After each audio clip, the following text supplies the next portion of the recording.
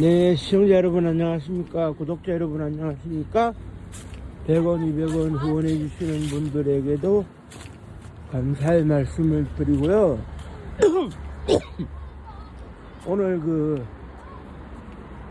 날씨가 매우 춥기 때문에 감기 조심하셔야 되고, 감기 걸리지 않도록 조심하셔야 되는데요. 날씨가 이렇게 차갑습니다. 그리고 이제 얘기가 되어지는 것은, 이제 얼마 안 남아가지고, 이제 다음 달에 아기 예수가 탄생을 한 날을 기념해서 크리스마스가 다가오는데, 소위 성탄절이 다가오는데, 그 예수 그리스도의 가르침과는 전혀 다르게 전 세계는 지금 전쟁에 휩싸여 있습니다. 그 하마스의 공격으로 인해 가지고 이스라엘이 반격을 하면서 이란이 참전을 하는 그런 뭐라 그래야 됩니까? 소위 그런 제5차 중동전쟁이 발발했어요.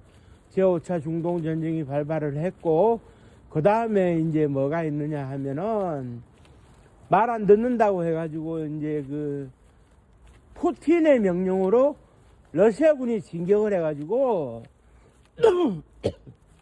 국경선을 사이에 두고 있는 그런 우크라이나를 침공을 해서 우크라이나를 침공을 해서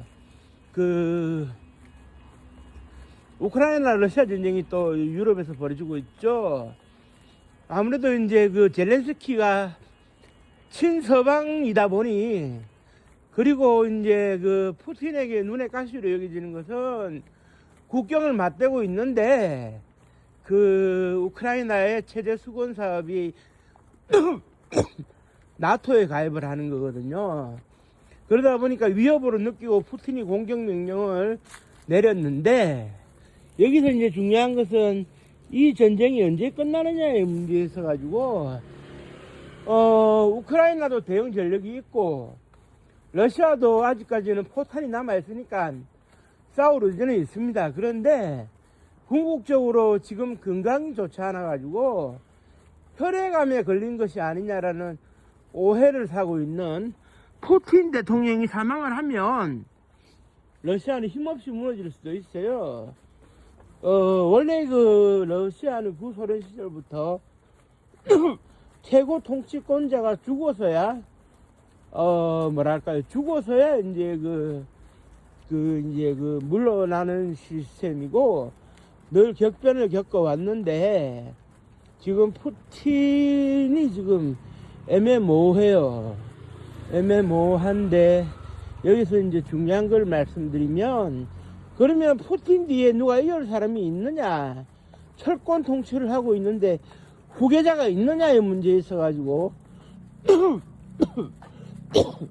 푸틴 정권에서 잠시 대통령을 맡았던 메르베데프가 이제 최측근으로서 이어받을 가능성이 좀 엿보이는 가운데, 그러면은 이제 푸틴 뒤에 이을 사람이 이제 정해졌느냐의 문제에 있어가지고 저는 그렇게 생각합니다. 정해졌다고 봅니다. 그럼 누가 푸틴의 뒤를 잇느냐? 이것은 아주 쉬운 문제인데 사람들이 풀지를 못해요. 쉬운 문제인데도 불구하고 풀지를 못하니까 그렇기는 한데 간단합니다. 푸틴이 대머리이기 때문에 대머리가 뒤를 이을 수는 없다. 즉 다시 말해가지고 러시아판 맨델의 유전 법칙이 존재한다. 이걸 오늘 좀 설명을 드릴게요. 이게 왜 똥단지 같은 소리냐? 나라를 잘 이끌 수 있는 그런 훌륭한 정치가면 될 것을 왜 푸틴이 대머리라는 이유로 대머리인 사람이 다시 다 그 다음을 이어가지 못하느냐의 문제에 대해서 좀 설명을 드릴게요. 그러면 러시아판 맨델의 유전 법칙이 어떻게 되느냐? 러시아를 상징하는 것은 로마노프 왕조를 무너뜨리고 니콜라이 2세를 강제로 사살해서 총살해서 숙청하고 등장한 레닌이었어요. 레닌. 우리가 막스 레닌주의 할 때 바로 레닌이거든요. 막스는 당연히 마르크스를 가리키죠. 자본론을 쓴. 그런데 이제 레닌이 막스 레닌주의를 들고 나오면서 집권을 했는데 얼마 가지는 못했어요. 나이가 그렇게 많지 않은 상황에서 매독이라는 성병에 걸렸는데, 물론 그 러시아는, 그러니까 소련은 숨기고 싶으니까 그 뇌출혈로 발표를 했지만 실제로는 성병 매독에 걸린 거거든요. 성병 그 매독에 걸렸는데, 그때 당시에는 페니실린이 나오지가 않았어요, 아직까지는. 그래서 그 간단한 치료를 못 받아가지고 사망을 했는데, 여기서 누구냐? 레닌은 그 유명한 그 대머리예요, 대머리. 그런데 여기서부터 묘한 출발점이 이어지는 것이, 레닌은 그 스탈린과 트로츠키의 그런 권력에 따른 한판 승부를 언짢게 생각을 하고, 스탈린이 뒤르려면 소련은 붕괴될 수도 있겠다는 걱정을 했어요. 그런데 스탈린이 권력 투쟁에서 승리하고 쫓겨난 트로츠키는 멕시코에서 결국 자기에게 암살을 당했죠. 그래서 스탈린이 뒤를이었는데, 여기서 중요한 것은 뭐다? 스탈린은 대머리가 아니고 모발이 풍성했어요. 그러니까 대머리 다음에 모발이 풍성한 사람이 맡았는데, 1953년 3월 5일인가 5월 3일인가 한국 전쟁의 끝을 보지 못한 상태에서 스탈린이 쓰러졌는데, 응급 조치를 늦게 받다 보니까 사망을 했어요. 그리고 이제 스탈린 시대를 청산하면서 뒤를 이은 게, 자신의 시대를 청산해서 소련을 새롭게 이끌어달라는 스탈린의 부탁을 받은 후르시초프가 등장을 했는데, 후르시초프는 이제 어떻게 되느냐, 이번엔 또 대머리였어요.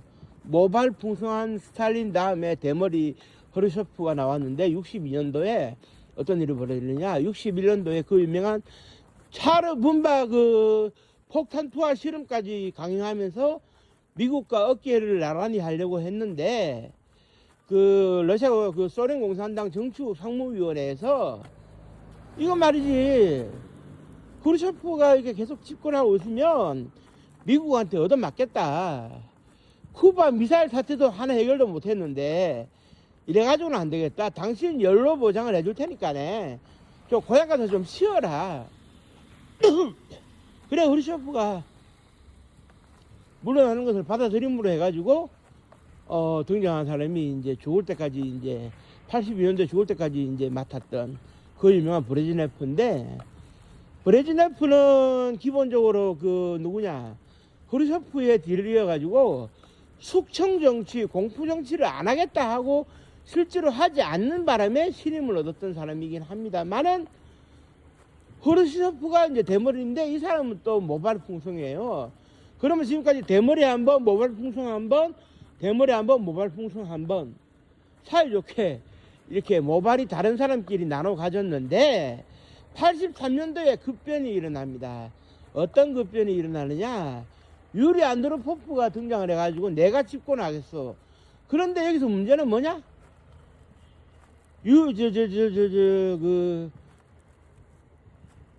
소련의 브레즈네프가 모발이 풍성했으니 이제는 대머리가 할 차례인데, 유리 안드로포프가 전통은 깨라고 있는 거다, 내인데 맡기다오.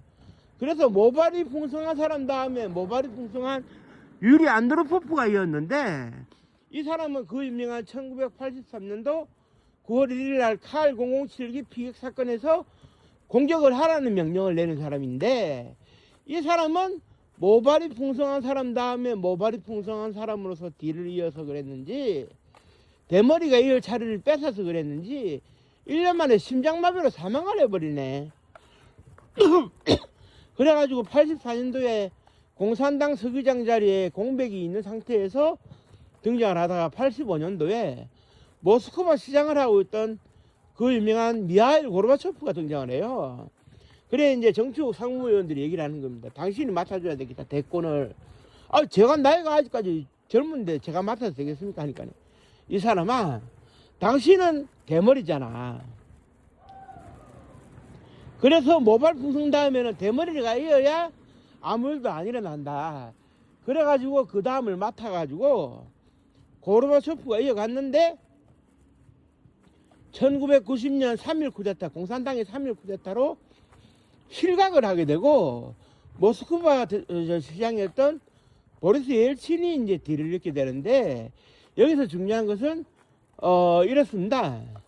그 고르바초프가 얘기를 했어요. 최고 그 상임위원회 세 사람, 그러니까 러시아의 국회에 해당되는 두마의 의장, 그리고 이제 그 고르바초프, 그리고 이제 옐친이 만나서 이제 회담을 했는데 고르바초프가 뭐라 그랬느냐? 두마 의장은 대머리라서 안 될 것이고 여기서는 당신이 유일하게 모발이 풍성하니 당신이 맡으시오. 그래가지고 이제 보리스 옐친이 등장을 했는데 96년도 무렵이었어요. 자기가 건강이 좀 안 좋아질 때 국무총리로 영입한 사람이 KGB 출신의 푸틴이었는데 블라디미르 푸틴이 또 하필이면 계산이 되는지는 모르겠습니다만은 대머리였어요.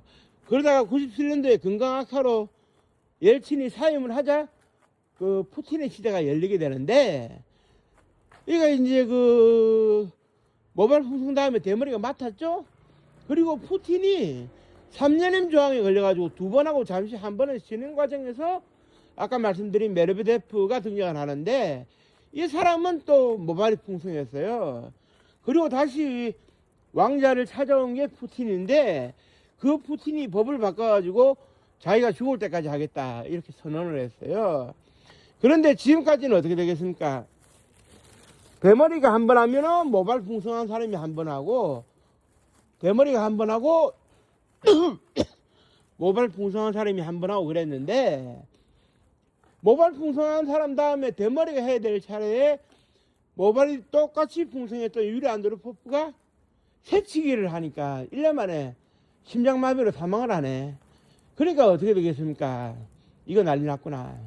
그래서 푸틴의 뒤를 이을 사람은 대머리 다음에 다시 모발 풍성한 사람이 할 차례이기 때문에 메르베데프의 가능성도 있고 현재 40, 50대 두마의 국회의원들 중에서는 대머리인 사람들은 진지하게 대권을 포기했고 모발이 풍성한 사람들이 한번 도전을 해보려고 하는 이런 입장이에요.